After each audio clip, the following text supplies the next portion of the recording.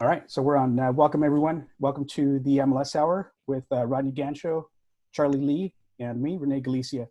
Today we have a great panel of guests that will talk us through some of the ways that MLSs are responding to the pandemic, some of the changes that have occurred within their systems, and what they're hearing in their markets locally. To get us started, though, we'd like to first welcome Dr. Jessica Lautz, who will give us a overview of the market from a research perspective, some of the surveys that they're conducting, and give us some insight there. Jessica is Vice President of Demographics and Behavioral Insights here at NAR. And the core of her research focuses on analyzing demographic trends for both NAR members and housing consumers. Jessica, welcome. Thank you. For some reason, I can't start my video, so you guys can just imagine. I saw the comments there that you like Renee's barber. I also cut my hair in the sink this morning. It turned out okay. It's all right that we don't see me. And now my dog's barking because that's just going to make it fun today. So to give you an overview, we've been doing a weekly flash survey to see how the market is doing and how our members are reacting in today's circumstances. So we've been doing this for the last 6 weeks. It's a really large random sample survey. So traditionally we send out 50,000 surveys to members. In this particular survey, we're actually sending out 100,000, so we're doubling it. What we have found over that time period is yes, of course, buyers and sellers are taking a step back from the market if they're in a situation where they can take a step back. So there are some buyers and sellers, of course, who need to move forward with that transaction, and they are doing so with a variety of technology tools, truly bracing the technology tools that are there, but they're also taking precautions if they do go into the home. But as far as the numbers, about 6 in 10 are taking a pause in their transaction, at least for a couple of months, and then they will be moving forward. So I would say the optimistic sign there is that they're not completely stopping that transaction. Only 1 in 10 are stopping that transaction altogether. So perhaps there's a job loss or economic uncertainty that was in their household, so they're not able to do that. What we have found is that among those who are leaving their homes on the market, they are asking buyers to either wear gloves, wash their hands, wear footies, remove their shoes before physically coming into the home. We have heard in the comment section and anecdotally that some people are having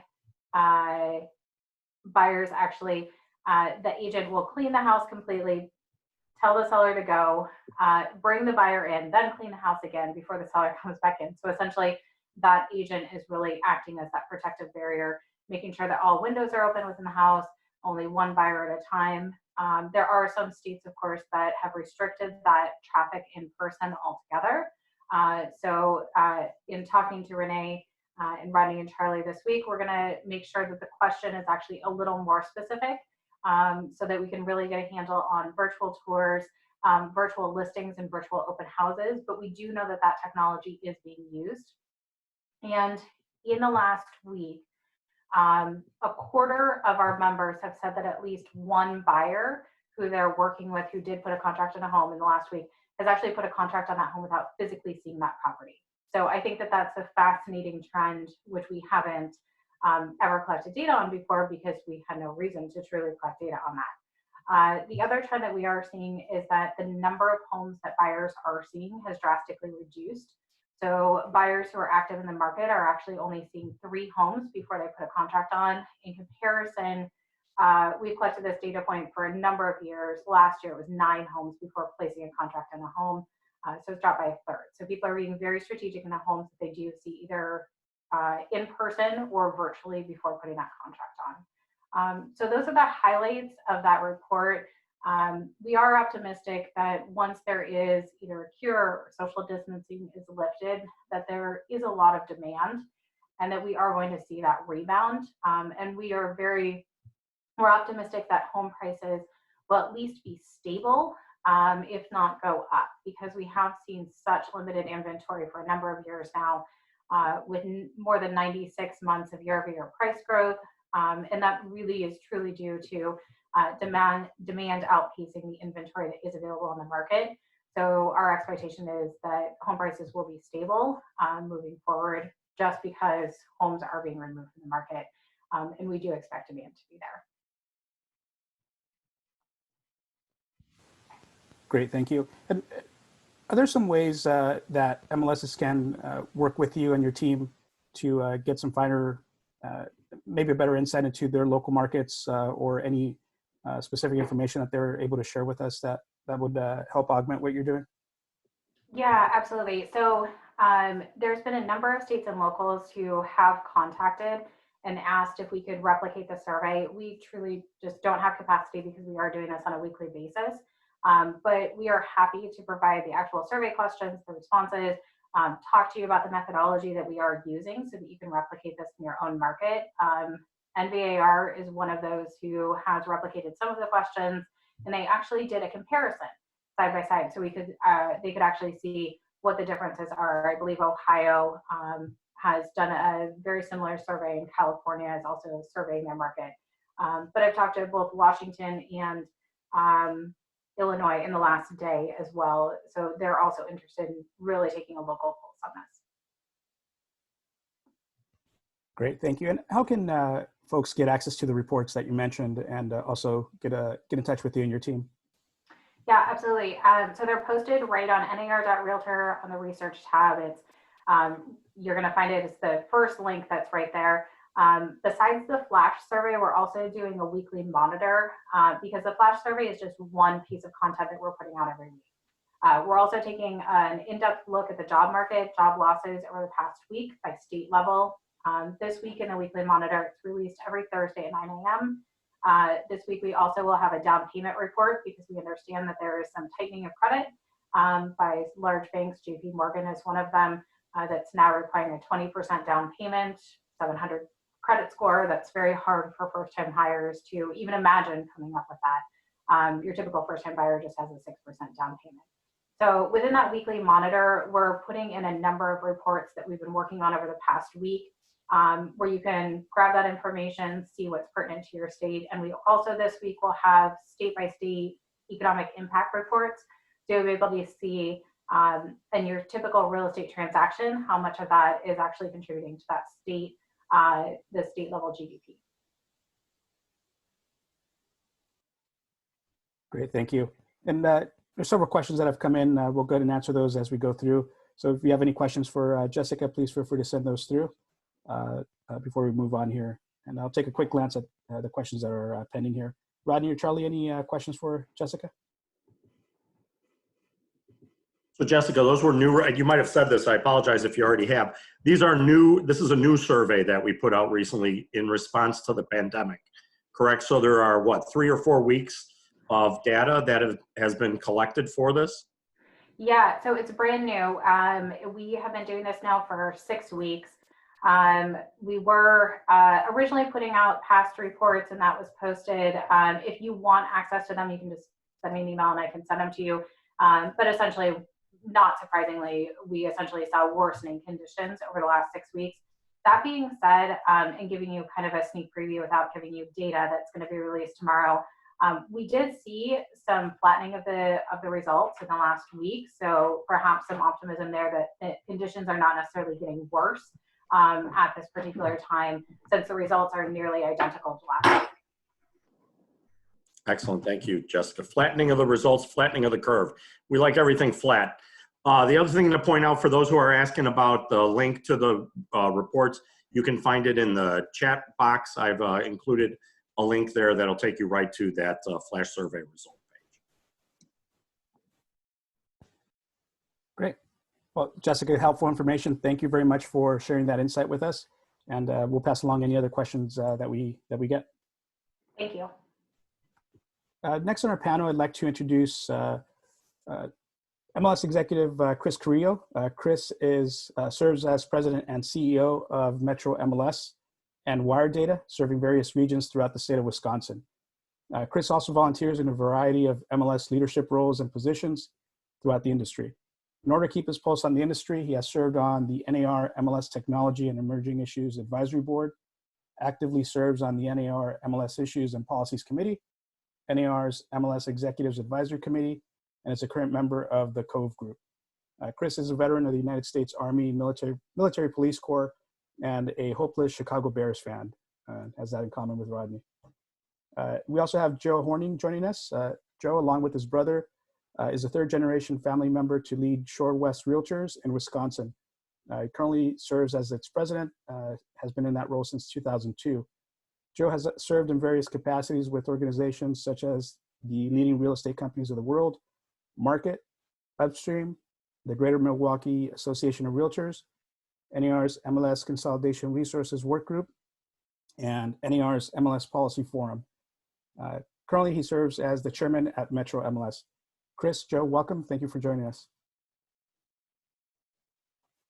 So we'd like to get into, we recently published the NAR COVID-19 MLS guidance on our website, and we'll send everyone a link to that report in the chat here shortly. And we touched on a number of issues that we've heard from MLSs across the country. And a lot of those you've addressed recently square on, and some a little earlier than others. So we'd like to get into those issues, talk about how you dealt with them at your MLS, and how brokers are working with the MLS to address those ever-evolving issues in light of local and state orders related to the pandemic. So Chris, if you can start us off with kind of a general overview of what you guys have done at your MLS.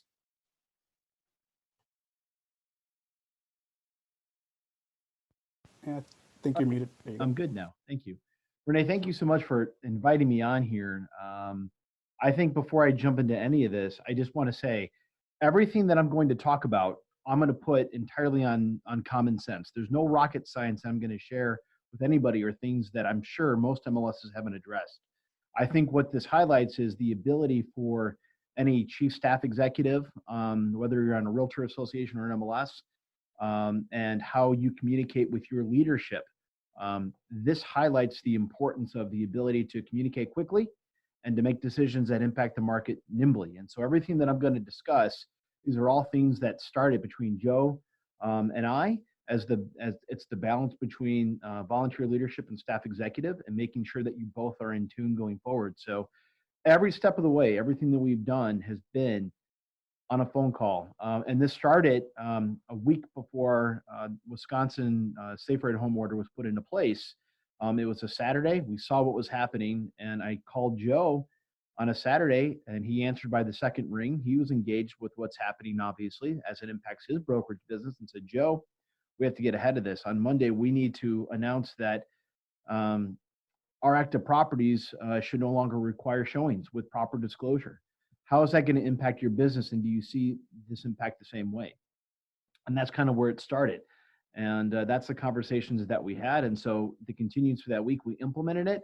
The response from the marketplace, from our membership, was tremendous. They all thought it was the right move. There were plenty of questions that came up, which we addressed. But then after the shelter-in-place order, we then went to immediately, we had a virtual board of directors meeting, which was our first, to go through the remainder of the policy changes that we've made. And so I think that we reacted pretty quickly. And again, I can't take ownership of that. This was just how we communicate really with most things going forward with volunteer leadership with Joe and myself and the rest of the board. And I don't know, Joe, if you have anything you want to add to that.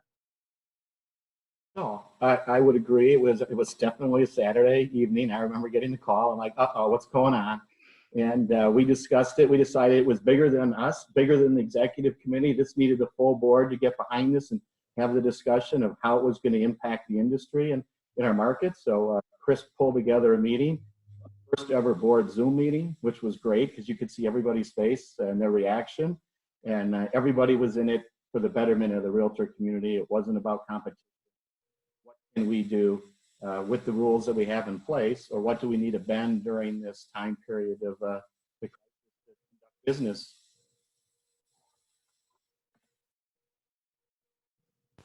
Joe, if I can try not to jump around, I'll try not to jump around too much, but I wanted to touch on the Zoom meeting briefly, because we have gotten a lot of questions that have come in from various MLS and association executives having to transition into that virtual environment. How quickly did that come together for you guys, and is it something that was discussed ahead of time, and is it still working? It was discussed on our call on a Saturday evening, and by Monday we had a call of the board, which was great.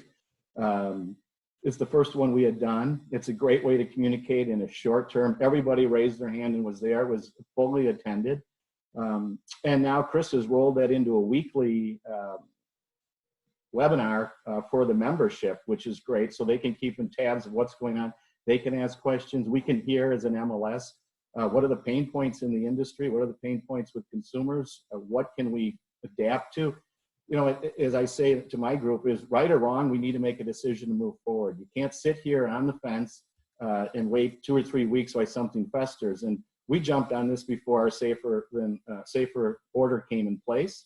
And I must give Chris credit for reaching out on the weekend and making this happen. But the Zoom has been great. And you can probably, Chris, you want to jump in a little bit about what you've been doing with those? Yeah, I think, and we can discuss if there's a question, Renee, Rodney, about any of the specific decisions we made. But I think that first call, Joe and I said, look, there are going to be so many questions that come from the marketplace. And what's so fantastic about a local MLS like us is the decisions that we make impact the daily lives of what realtors do. So as far as being close to the boots on the ground, we can make immediate changes that have pragmatic impacts on the marketplace. But we also it's a balancing act, because I think in this mix there are some members, and I think we've all heard this, there are some members who want to go about business as usual, and then there are some that wanted the MLS to act like the health department, shut down this and shut down that.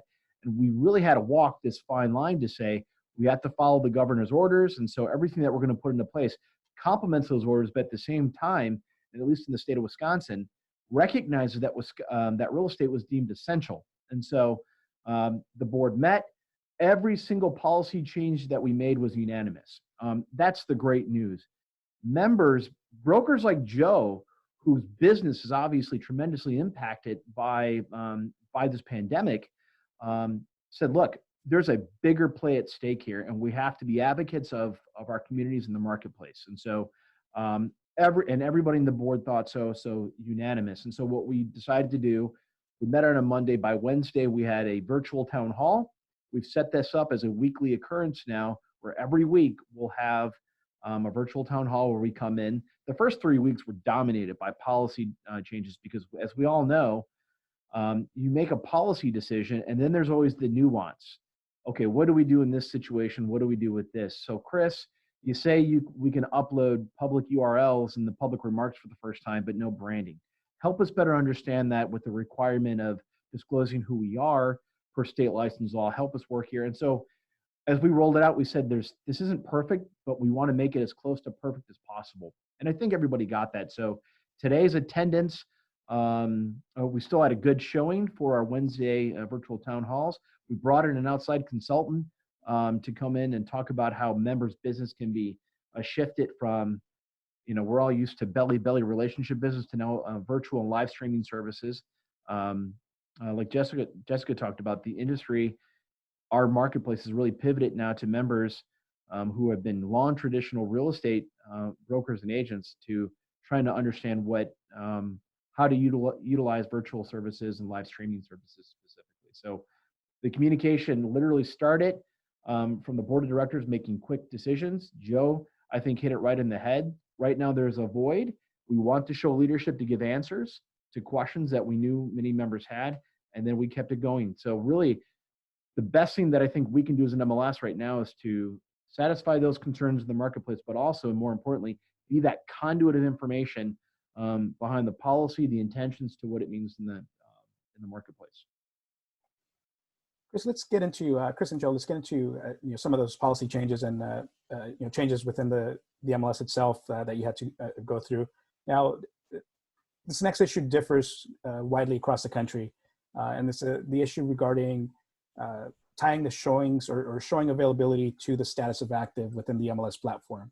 And I think that's one of the most common questions that we've been getting. So some MLSs have a requirement, like you guys did, which is if a listing is on status or active status rather, it also has to be available for showing.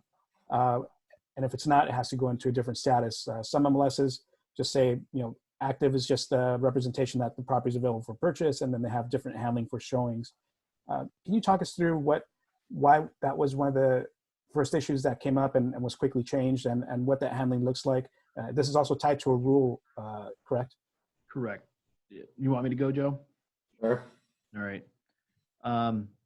So we have a stated policy, and this is all part of our real estate culture and on the state of Wisconsin, where if you see a property is active, the intent there is that it means active for showings, available for showings, and availability of submitting offers. And so this was a big pivot away from that, where we said we had to be pragmatic. We know that there are many parents keeping their kids at home. This, again, before the order, now it's by mandate. So many sellers are environments where they're in their home, their kids are in their home, and the last thing that they want to do is to have individuals come walking through their properties. It's unnerving.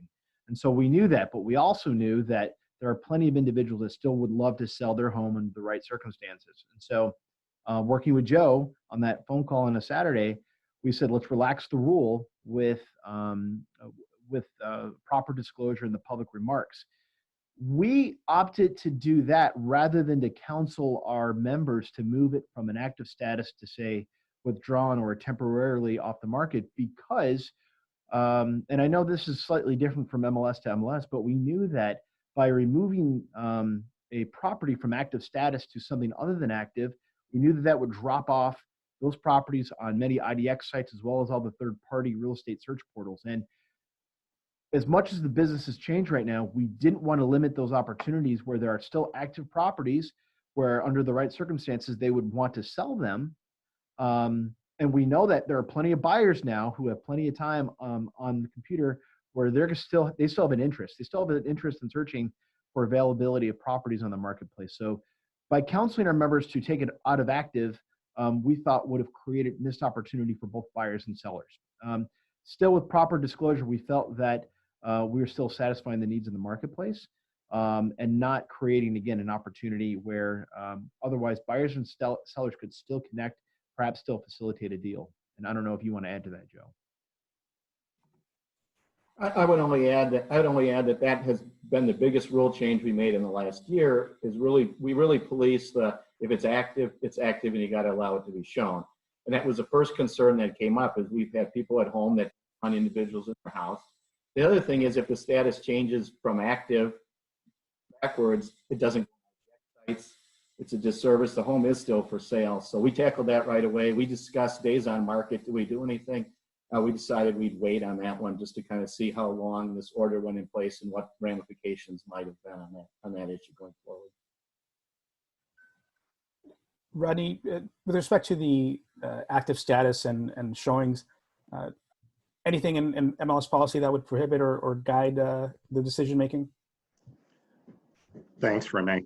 And I love having Chris and Joe on the call with us, because it just really shows that importance of the MLS community working together, brokers working with the MLS execs, working with their leadership, coming up with the solutions that work for them, right? We're not saying that what Chris and Joe did in Metro MLS is what everybody has to do across the country, but they talked together, they worked out what the issues were, and they came up with the solution that works for them. That's the biggest thing we can emphasize in this webinar, is that MLS executives should be talking to their brokerage community. They should be looking for those pain points and coming up with those solutions that work for that particular market. Now, when it comes to active listings and whether they have to be available for showing or not, there is not a national policy or requirement in that regard. That is something that a lot of MLSs have developed locally. That is fine to develop that locally, but given that it's not business as usual in this pandemic environment that we're in, you have to look at those type of restrictive rules that you have locally to see if there are other solutions and possibilities that may free up your brokers to do a better job servicing their clients and customers. And the interesting thing is, what Jessica talked about earlier in the survey results is right in line with what's happening in Metro MLS, with people not wanting to have physical showings of their property, and an increase in virtual showings and tours and virtual open houses. So again, biggest message here, we need to communicate. And then when you make those changes like Chris talked about, make sure that you have the communication with your brokerage community so they understand what those changes mean, how they're going to be implemented, and having, you know, a weekly webinar or however you're going to do it is a great solution to that. Thank you, Rodney. Charlie, any considerations that members or you know, even the MLSs should maybe think about when dealing with statuses or representation of a active status and showings? You know, any other thoughts that should come to mind in those discussions? Yeah, thanks, Renee. So I think obviously you want to be in compliance with your state executive orders if you're in a shelter in place or lockdown, so that you, even if real estate is an essential service, how you can go about carrying out those services for your clients.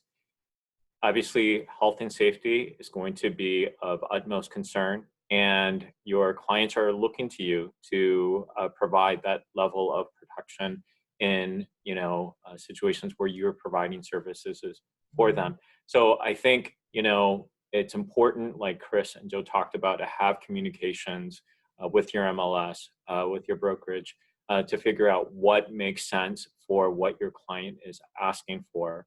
And if you know, there is any sort of showing of the property, to be sure that, you know, it's not going to be a situation where your client would be in any sort of health risk by entering the property, and that you also respect the wishes of the other parties involved, particularly the seller. Great, thank you, Charlie. And Renee, can I add to that too? There's an important component to this. I think what this highlights is in times like this, it tests every single industry in the country, and organized real estate's no different. And on this call, look who we have assembled. We have the National Association of Realtors, we have a broker, and we have a local MLS. There's also important roles that I know that local realtor associations and state realtor associations play. So in this process, we're all talking about how we have an opportunity to communicate with one another, to our members, and how important it is. It's also important that we communicate together. I think NER has done a great job by putting out so many different resources to help with membership, whether it be from the financial assistance that's been provided, but also health and regulatory issues we have to deal with. For us, it was, like Charlie said, better understanding the state's order. The Wisconsin Realtors Association, WRA, is another group that we've relied on heavily. I've had several conversations with them myself to make sure that the policies that we're putting in place complement the governor's orders. And I just wanted to say that it is, there are many cogs in this wheel, and we're just simply one of those cogs.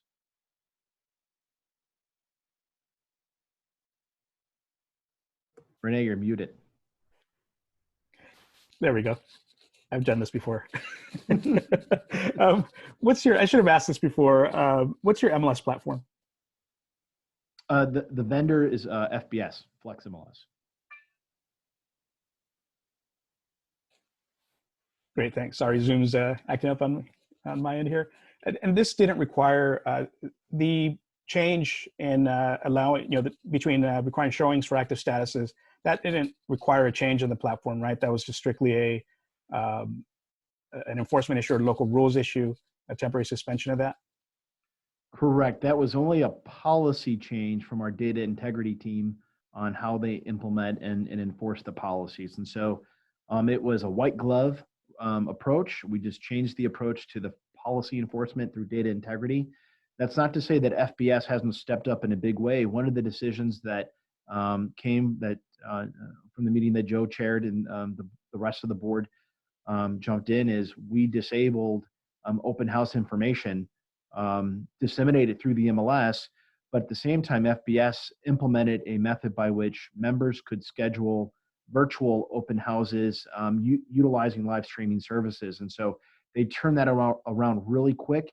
In addition to that, our board also approved the ability to upload that information in the public URLs under certain circumstances. So again, this is a situation where it shows the quality of all the different parties working together. FBS has had a big part to play in that by delivering that piece. And I know many other MLS vendors have. This isn't a commercial for one vendor. I've seen many vendors step up and offer resources to basically, if you have an R in front of your name indicating you're a realtor, they're going to help you. Great, thank you. Renee, you have a question you want me to, I'll monitor the Yes, question. please. Yeah. This is for Chris. Chris, Amber Scholl's asking, are you requiring forms for this or simply allowing members to add a notation under public remarks in the MLS? It's a great question. So we came up with a canned disclosure to be uploaded into public remarks so that both realtors could see it and members of the consumers could see it, interested buyers if they came across it. However, we were very clear when we implement it from a clear cooperation standpoint. We said, don't find yourself in a situation where you yourself as a listing company are showing are having showings for that property, but you're not having showings for your competition. We have not had any problem with that, but just standard disclosure in the public remarks. Great, thank you. Was there another, Rodney? So I believe Sam here is giving us a link to standard statuses. And I'll take that and put that into the remarks section. Also, we had a couple questions about states where real estate is not deemed an essential service. The one question was, or the point was that Michigan, there's no in-person real estate being conducted. Wanted to know if there were other states that's the case. I know Maryland is. I also know Charlie, correct, we have a list of the states across the country where real estate is identified as an essential service. Is that something we can take the link to that and put that in the comments for the group? Yeah, I think we have it as a file, not as a link, and I can share that. We can make sure that we can provide that to everyone. Okay. And then the follow-up to that is, what are brokers doing where, it's deemed not an essential service? Obviously, the brokerage community, we highly advise them to follow the orders of their state. And look for workarounds to see where you can provide services, still meaningful services to your clients and customers, whether that's virtually through, video chats and virtual tours and things like that. But, those orders are in place for a reason. And number one, please be safe. Make sure that your clients are safe.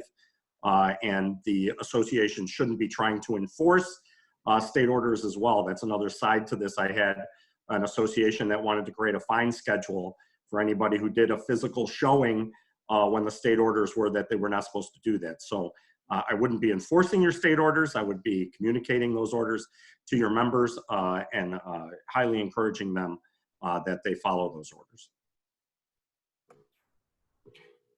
And if I could, I saw a question, I think, about, where someone is in I think it's in Guam, and real estate is not considered non-essential.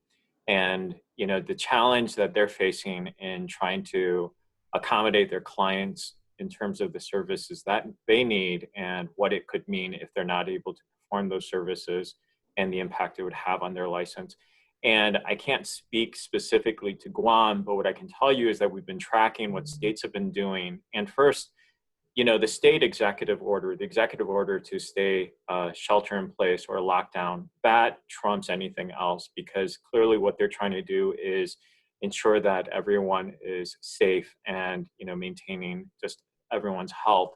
And then after that, I think subsequently what we're seeing is that states are starting to modify any deadlines. They're extending them. I've seen it, just a few days ago where states have come in and the governor or the real estate commission has come in and they've implemented some sort of automatic extension to the deadline. So, if that is a concern, I would just encourage you just to reach out to your real estate commission, and that's something that we're monitoring as well.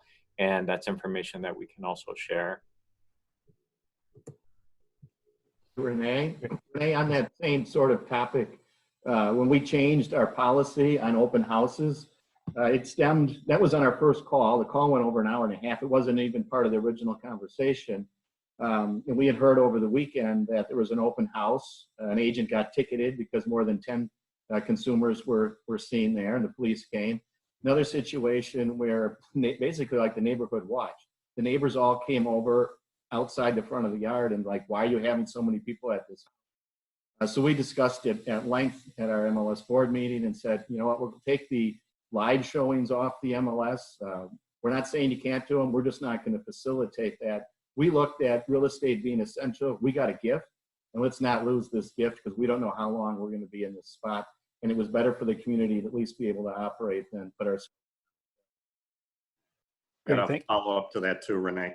Kip Cooper's asking if a member is arrested, and maybe this is for Charlie Lee, if a member is arrested for violation of the stay-at-home order for holding an open house, can the MLS suspend MLS service to that individual? Yeah, I mean, I think that's really going to depend on the policy that the MLS has and how you go about, making that decision.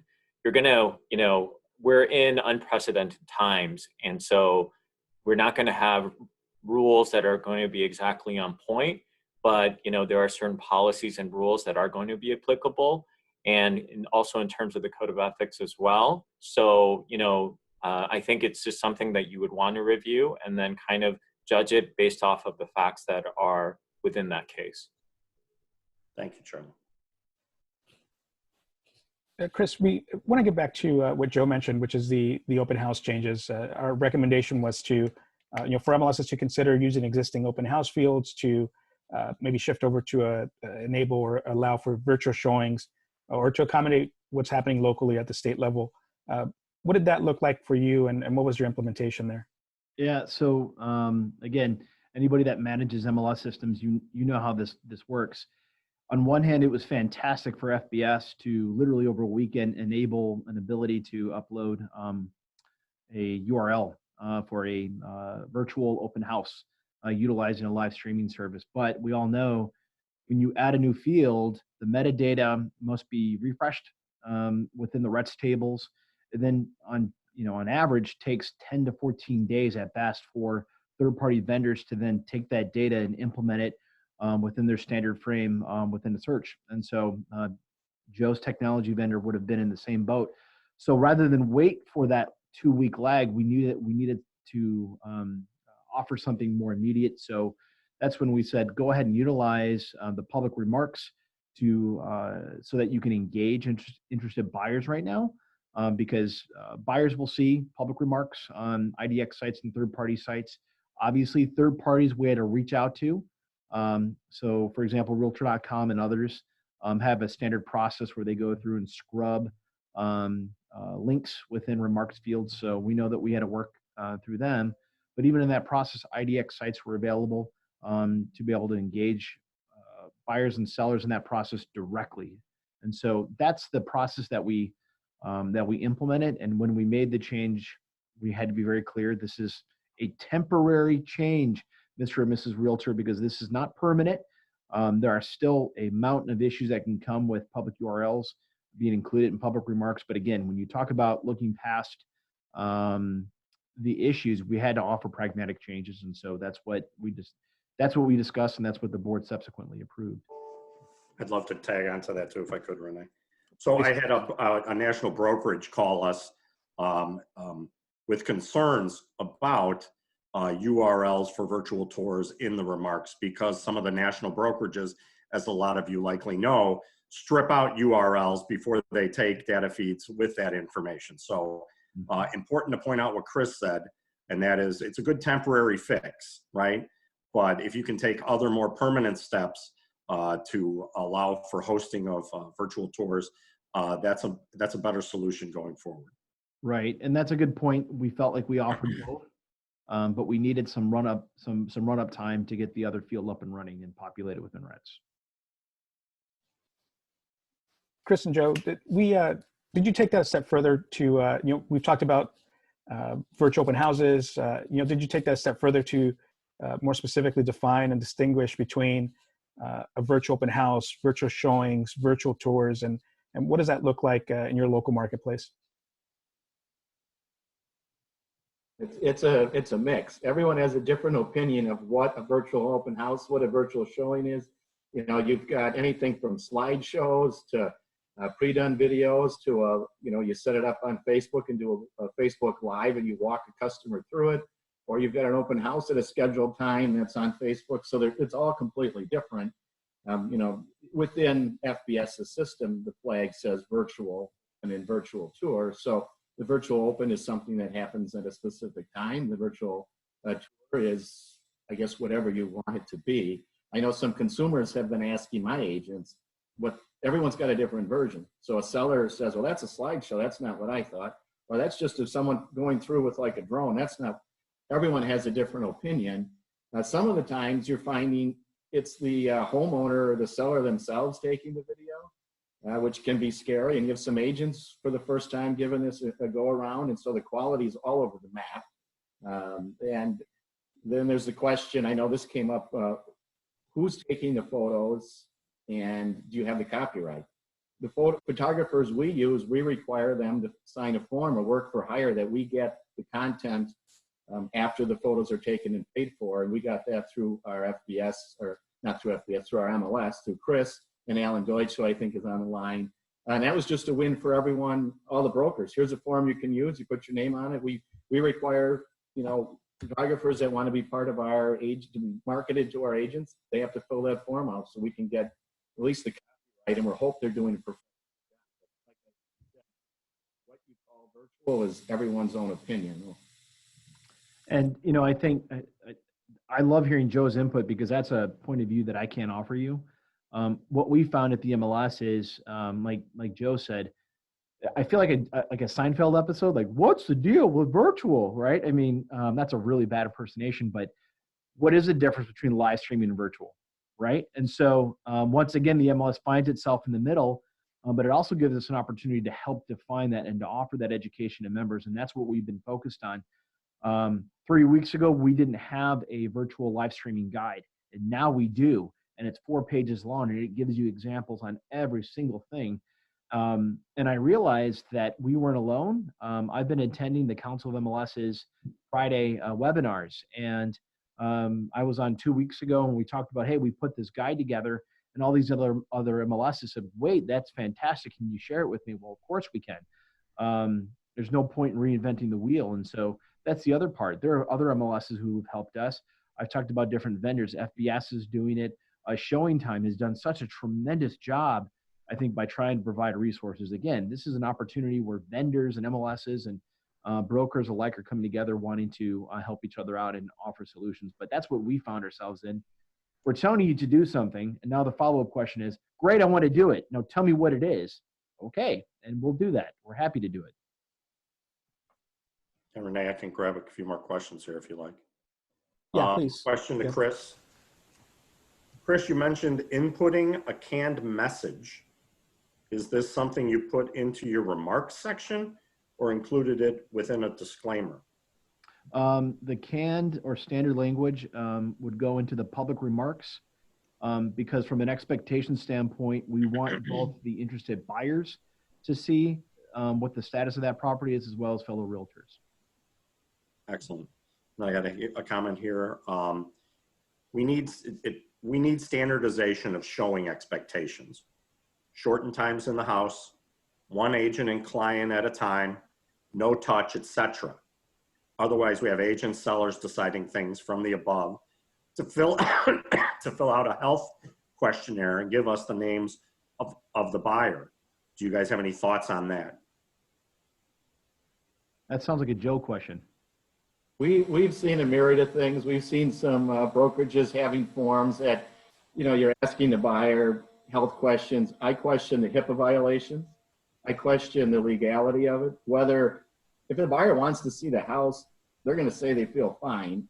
It's a tough one. We've created signs that go out that agents can post at every listing that ask them not to sit on the furniture, not to touch things, you know, use your sanitizer, all those kind of things at each listing. As far as, what was the other question on there, Rodney, about showings? And I deleted the question already. So, oh no, wait, here, I can find it again. Give me 1 second. Oh, I know what it was. So through, in our marketplace, and we also use showing time, we have it set where you cannot have an overlapping showing. So they cannot schedule to have more than one customer and agent at the house at a time. That was also put in at the MLS level right off the start to alleviate too much interaction of consumers. And so you can limit showings. I just talked to an agent today. They took a listing. Within 24 hours, they had 35 showings. They said, how did you pull that off? They said, we limited it to 15 minutes. He said it was a ranch house, blah, blah, blah. That's all you needed.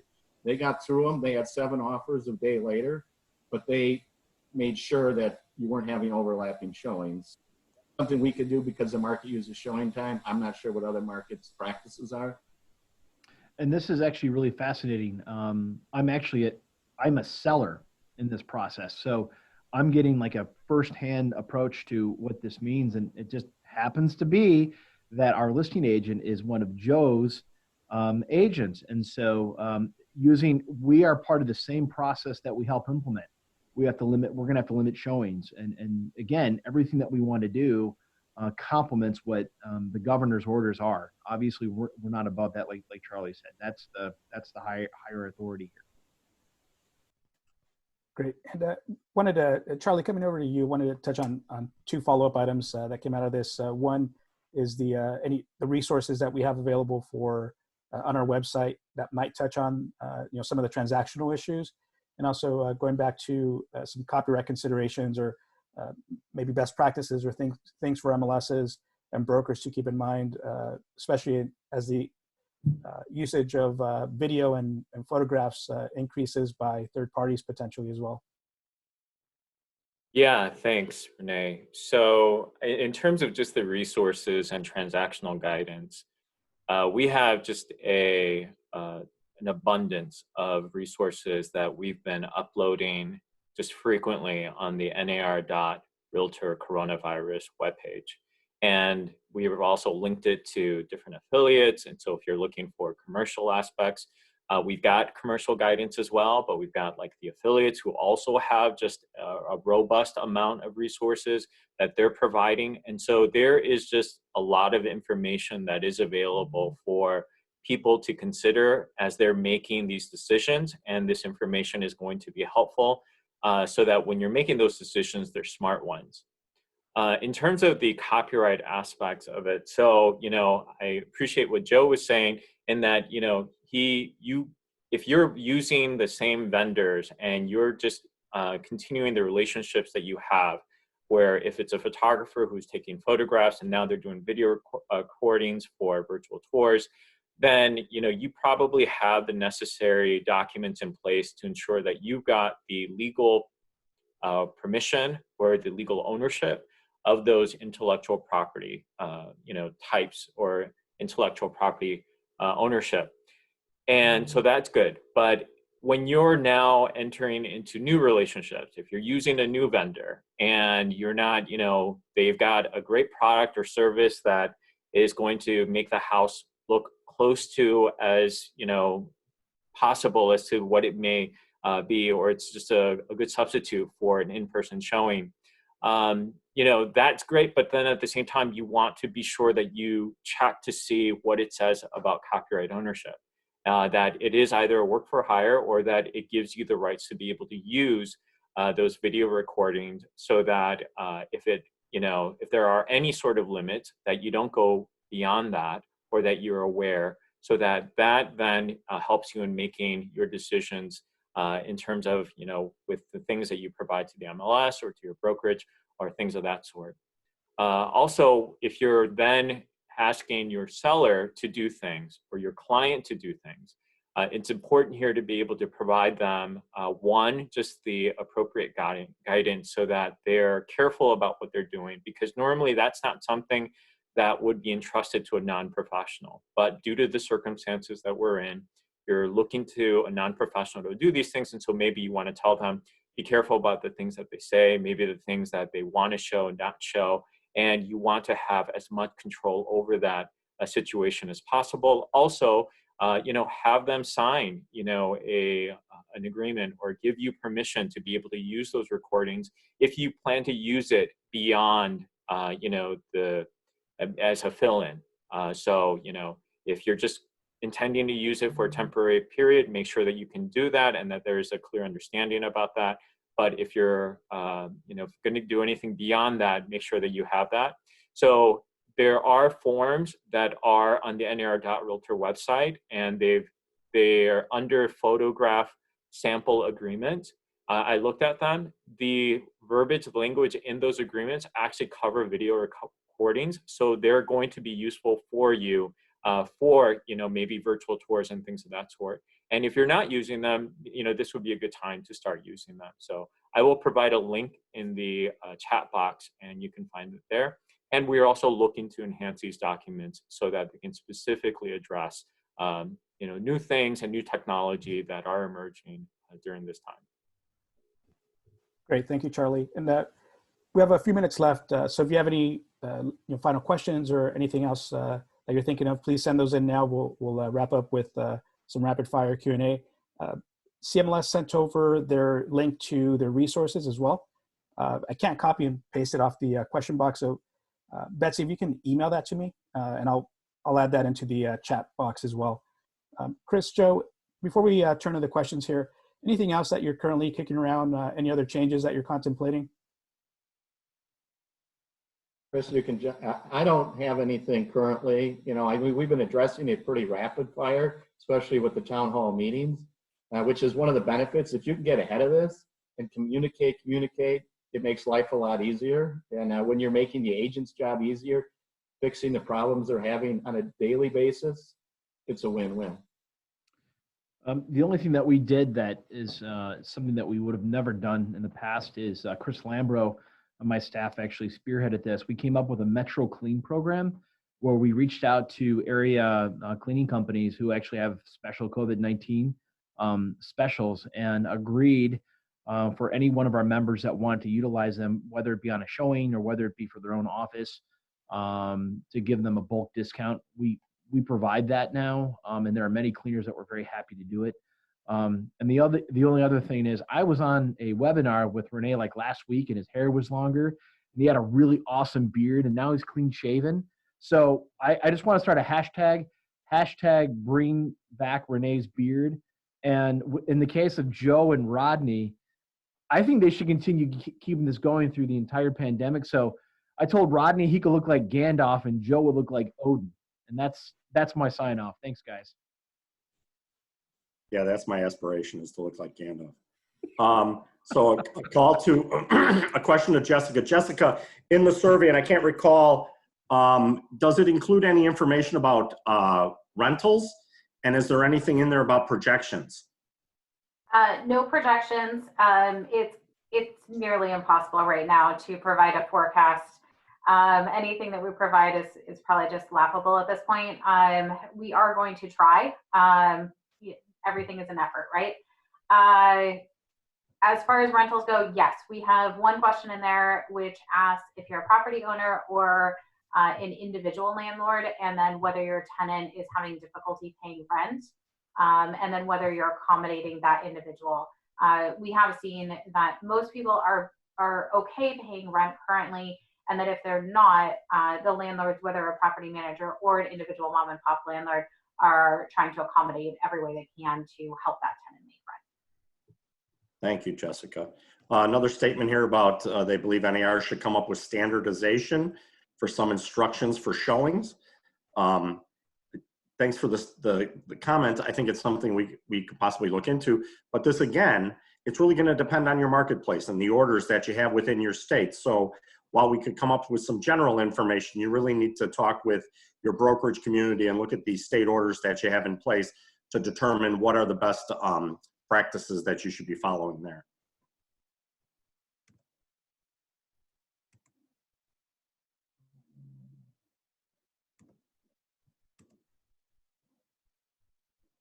I'll take the next one here. There's a question, Chris. You referenced the 4-page file. Do you have that available for sharing, or is that someplace on your website where someone can look that up? We're actually adding it as a separate page. I'd be happy to share it with you, Renee, if that's something that anybody's interested in. Yeah, absolutely. Thank you. We got one left, Renee. How is the MLS handling those listings that were already set up for in-person showings that may now be in violation of an executive order How are you handling any showing fields and private remarks that may have contained showing information for in-person showings?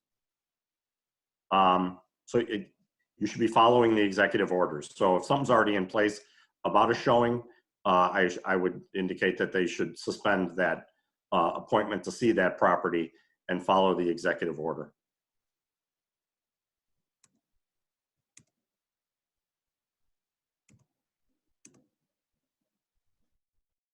We'll take the next one here.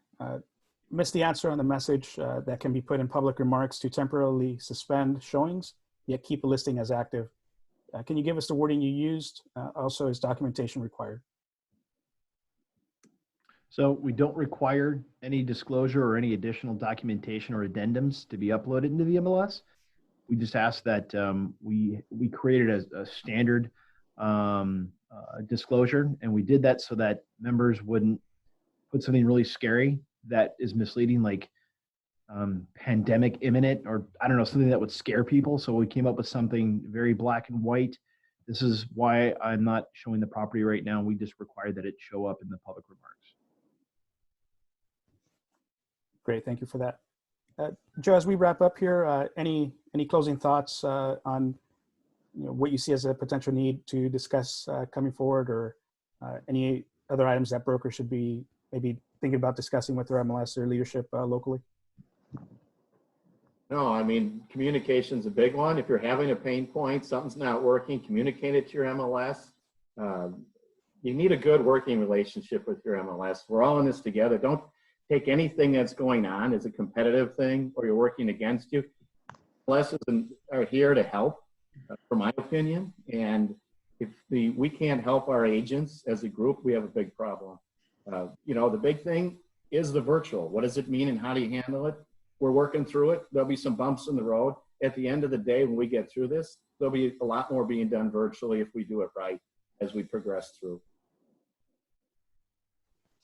Wonderful, well said. I think we'll close out with that.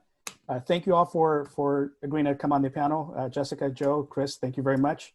And for everyone attending, we'll send out the recording along with any additional resource links that were mentioned in the Q&A today. Thank you, and we'll have a second installment here of the NAR guidance next week, Wednesday. You should find that information on the same link that you used to register for this week's webinar. Thank you, everyone. Thanks for attending, and we'll chat soon. Thanks, everyone. Thank you. Thank you. Nice.